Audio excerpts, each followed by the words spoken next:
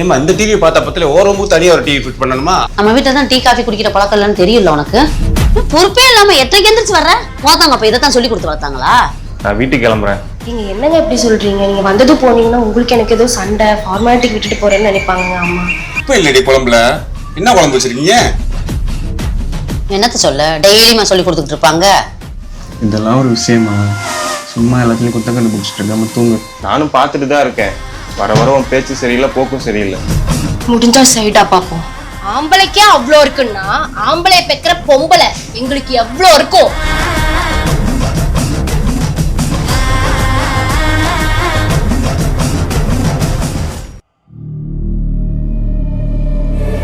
அம்மாடி, இன்னுமா இவ்வளவு காலையில இந்த கோலத்துல? மாப்பிள்ள வரலையா?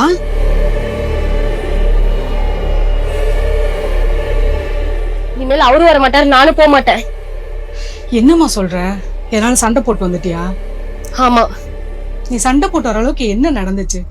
கல்யாணம் ஆகி நான் முழுசா 1 வருஷம் ஆகல. இப்போ வர சண்டையெல்லாம் போக போக சரியாயிரும்.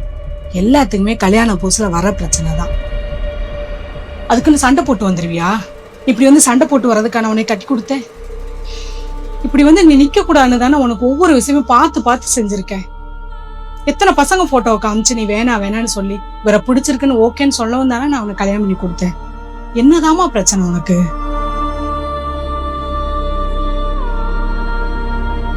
நல்லா யோசிச்சு பாரு.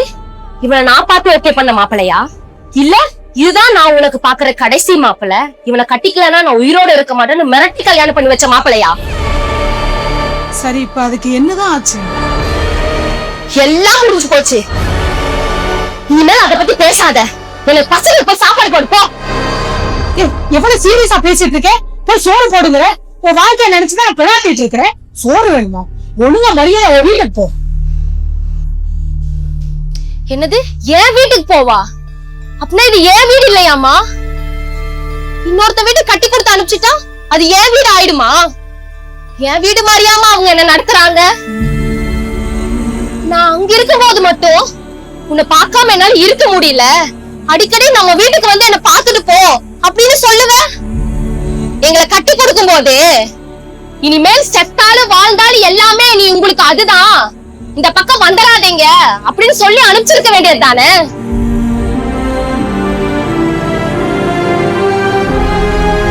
இது வரைக்கும் உன்னை பெத்து வளர்த்து சோறு போட்டு ஆளாக்கி படிக்க வச்சு இன்னொருத்தங்க கையில கட்டி கொடுத்தாச்சு. எல்லாம் முடிஞ்சு போச்சு. இந்த வீட்டுக்கு உனக்கு நீ சம்மந்தம் கிடையாது. இந்த பக்கம் நீ எட்டி கூட பாக்கறாத அப்படின்னு சொல்லி அனுப்பிச்சிருக்க வேண்டியது தானே அப்பவே. அப்புறம் என்ன மயிருக்கு இது உன் வீடு, எப்பனாலும் நீங்க வா, என்னன்னாலும் இங்க வா அப்படின்னு சொல்லி அனுப்பிச்சு வச்சீங்க. எனக்கு இப்ப பத்துக்குது, சாப்பாடு குறைச்சு நான் கிளம்பட்டுமா?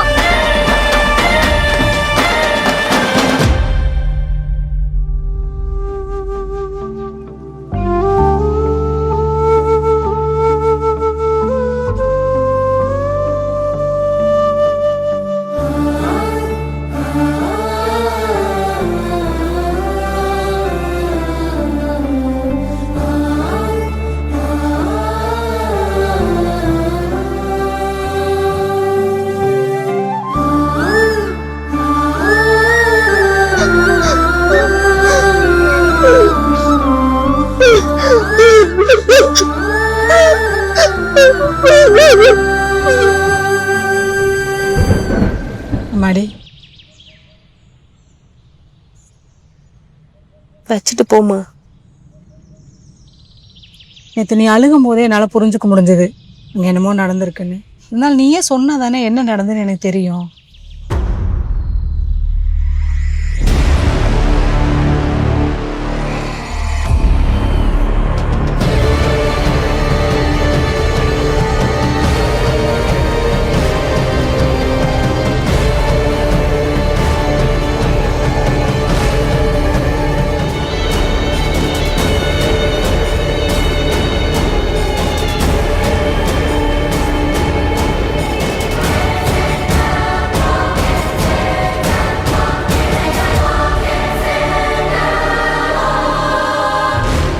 தம்பி,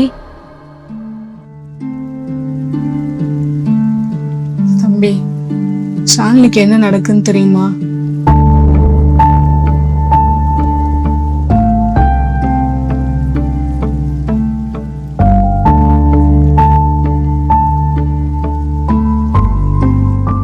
சரிக்கா, நான் போயிட்டு பேசி பார்க்குறேன்.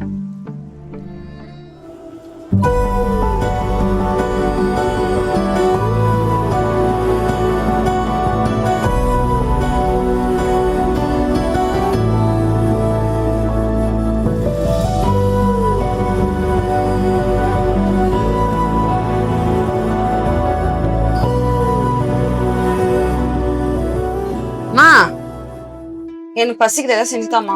மணியதன் பாத்தியா, பொம்பளை பிள்ளை இதை எந்திரிச்சு வர நேரமா? ஏதாவது செஞ்சு சாப்பிடு போ. மா எனக்கு எதாவது செய்ய தெரியாதுமா. செய்ய தெரியாதா? இது மேல வரைக்கும் தென்னதுக்கு ஒருத்தி வீட்டுல இருந்தாலடி, அவகிட்ட கேட்டு செஞ்சு பழகிருக்க கூடாதா? பசிக்குது கிசிக்குதுன்ட்டு போனா செஞ்சு சாப்பிடு. இப்ப நீ செஞ்சு தரே இல்ல வெளியே போய் சாப்பிடுவா? முதல்ல அதை செய். போய்ட்டாப்பா. நானே அவ போயிட்டா வீட்டு வேலையை செய்ய முடியலன்ட்டு உட்காந்துருக்க. யார் நீங்க? அம்மாவை பார்க்கணும்.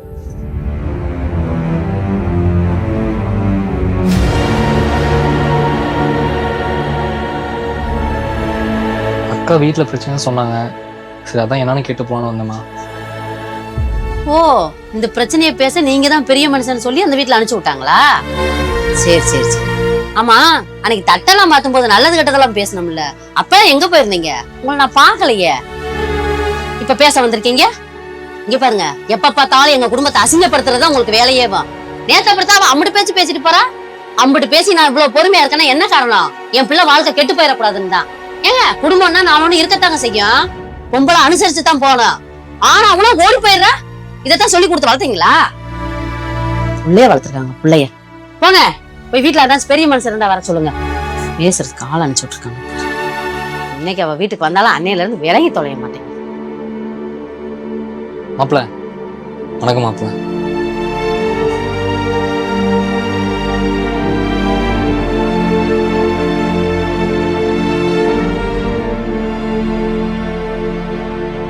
ஏய், இன்னைக்கு வீட்டுக்கு யார் வந்திருந்தா தெரியுமா? யாரு வந்தா? உன் பொண்டாட்டியோட தாய் மாமன். பஞ்சாயத்து பேச எவ்வளவு பெரிய மனசுல அனுப்பிச்சு விட்டுருக்காங்கன்னு பாரு. இதுல இருந்தே தெரியுதுடா அவங்க நம்ம குடும்பத்து மேல எவ்வளவு மரியாதை வச்சிருக்காங்கன்னு. ஓ, தூரம் வீட்டுக்கு வந்துதான் ஆபீஸ் இருந்தாரா? ஓ, அங்கேயும் வந்தானா? என்ன சொன்ன? நான் எதுவும் பேசல, பார்த்தும் பார்க்காம வந்துட்டேன். இங்க பாரு, வளைஞ்சு கொடுத்து போகாதா, இப்படியே இரு கடைசி வரைக்கும், சரியா? போ, காஃபி வச்சுட்டு வரேன்.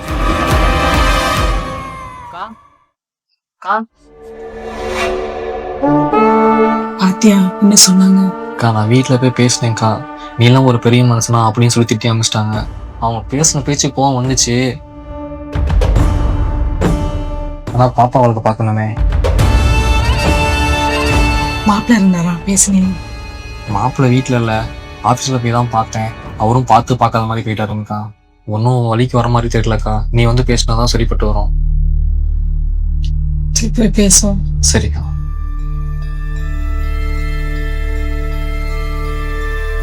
உளுந்துவடை செய்யும் போது மாவுடன் வேக வைத்த சம்மந்தி.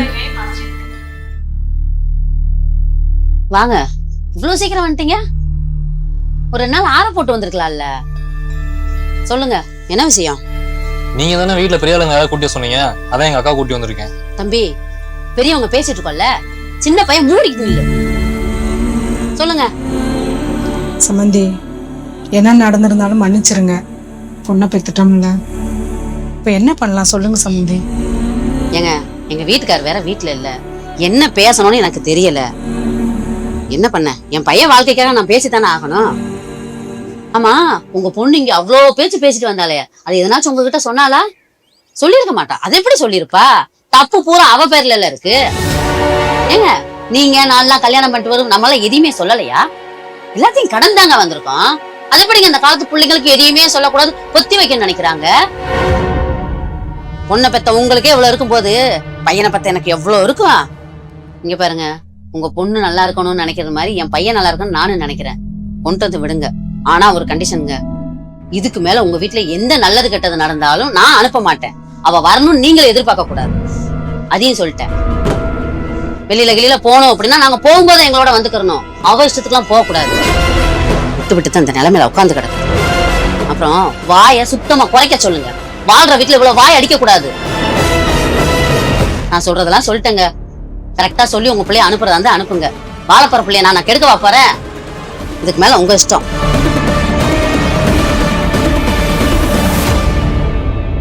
மாப்பிள்ள நல்லா இருக்கீங்களா? புரியுது மாப்பிள்ள, நீங்க கோவமா இருக்கீங்க. நான் வீட்டுக்கு போய் என் பொண்ணை சொல்லி அனுப்பி வைக்கிறேன். ஒரு நிமிஷம். நீங்க உங்க பொண்ணை ஃபர்ஸ்ட் டைம் இந்த வீட்டுக்கு அனுப்புனப்ப என்ன சொன்னீங்கன்னு எனக்கு தெரியாது. ஆனா இந்த முறை எல்லாத்தையும் சொல்லி அனுப்புங்க. சரிங்க மாப்பிள்ள.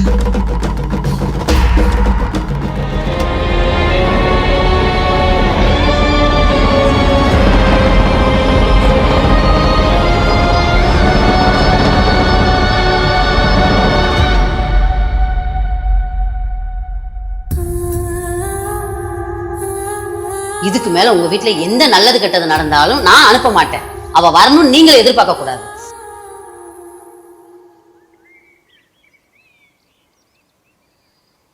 அம்மாடி, அம்மாடி.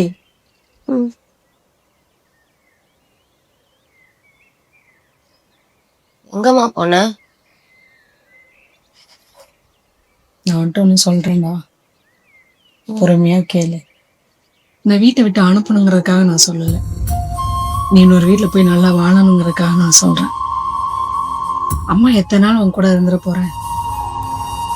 அப்பா இல்லாம கொஞ்ச நாள் தான் உன்னை விளக்க கஷ்டப்பட்டேன், அது உனக்கும் தெரியும். நீ சின்ன பொண்ணு, இப்பதான் கல்யாணம் ஆகி வந்திருக்க, உன்னால தனியா இருக்க முடியாதுடா. நல்லவனோ கெட்டவனோ கடைசி வரைக்கும் உன் கூட இருக்கான்ல. இதெல்லாம் கல்யாண புதுசுல எல்லாத்துக்குமே வர பிரச்சனை தான். இதை தாண்டி வந்துட்டா வாழ்க்கை ரொம்ப நல்லா இருக்கும். ஒரு குழந்தை ஆனதுக்கு அப்புறம் உன் கணவரோட குணம் மாறும், உன் மாமியார் உன்னை நல்லா பார்த்துக்குவாங்க, உனக்கு சில விஷயங்கள்லாம் பழகிரும்டா. ஒரு பொம்பளை இல்லாம ஆம்பளை இருந்துருவான், ஆம்பளை இல்லாம பொம்பளை இருக்க முடியாது. கொஞ்சம் சிரமம் தானடா. உன் நல்லதுக்கு தானே சொல்றேன், புரிஞ்சுக்கோ.